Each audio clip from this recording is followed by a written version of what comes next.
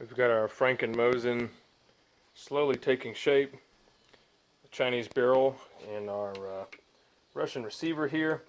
The next task that we have to face is the bolt handle. So I'm going to use this stock because I have it laying around, and it's a very nice stock, but it already has an inlet cut for a turn down bolt handle. So we're going to have to figure that out.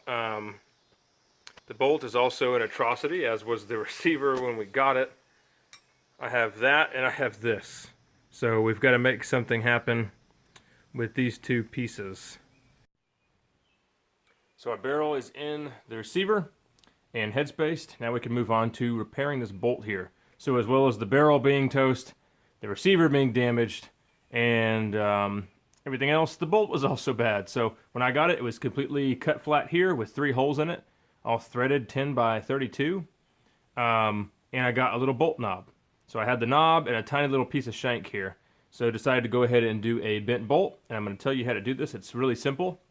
So if you want to do, convert your own, Mosin to have the bent bolt, all you need is a couple of drill bits, tap and die set, and a little bit of hardware. So what we're going to do is use a 5/16 bolt. I just bent one real quick so you can kind of get an idea. 5/16 bolt, and you're going to bend it right about here or so. You don't want to bend it at the threads because they'll break. So you're going to bend it a little bit further back. And then what you do is you want to chase the threads as close to the bend as you can get. So you'll chase the threads after you bend it so you don't break the bolt. And then you'll make sure this ledge right here is completely flat, and then drill your hole and tap your threads for your 5/16 bolt, whatever threads you're using. And then once you get it threaded in, you can choose where you want to have the knob at. So then you would just cut the head off here and choose the thread pitch for this bolt here, and then thread the inside of this knob, and that's it. Just thread it on there. You can silver solder it on there, or honestly, you could just use JB Weld. The bolt handle is not going to really go anywhere. You can see I have JB Weld here, but it's not going to stay. This is just to hold it in the swept back position that I want, so I can drill and pin it. So you can weld everything on here, but you're going to mess with the heat treat of the bolt. So it's nice if you can just pin it. So what we'll do here is use an 1/8 inch pin, not a roll pin, and drill a hole right here.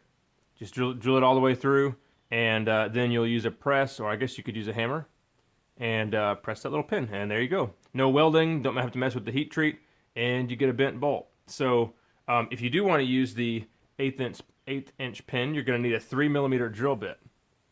That's a little bit too small, so that'll account for the drill bit wobbling. And drill bits aren't really made for press kind of fit anyway. They're not accurate enough. So what you want to use is a reamer. If you're using a 1/8 pin, you're going to want a .1245 reamer. So we'll get this thing in the drill press and get this thing pinned and move on to plugging these 2 holes. There's another hole under there that you can't see.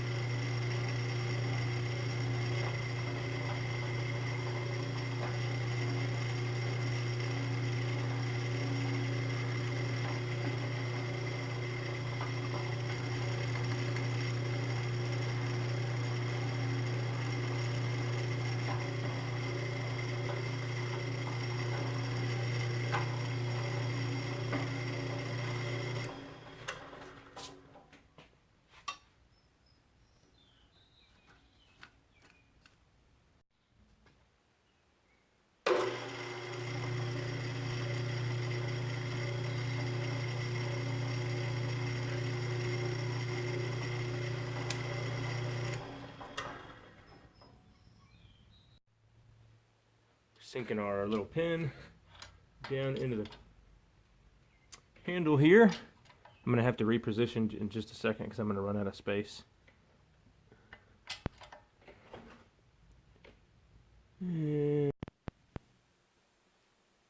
Got the bolt handle pinned in place here, and Shouldn't be going anywhere. We got a pretty good interference fit. The next thing I need to do is plug these two holes. Since they're threaded, I decided to go ahead and just plug them with a 10 by 32 stainless grub screw like you would use for a gas block. So this one over here is only open on the top. That one's going to be easy. The hard one's going to be here on the left because my bolt handle is in the way of inserting it from the top, unfortunately. So after a lot of finagling, you can see I managed to get the screw upside down inside the bolt, and I'm threading it down this way. So there it is.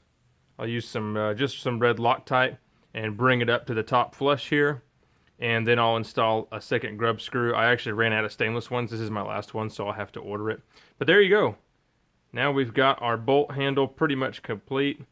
I'll wait to flatten this section out until we test fire the gun. I don't want to spend any more time on little stuff like that until we know that it works. But this will have to be taken down just a hair if we're going to run a scope mount on the gun. Alrighty, we'll get this all put together soon and move on to the next part of this build.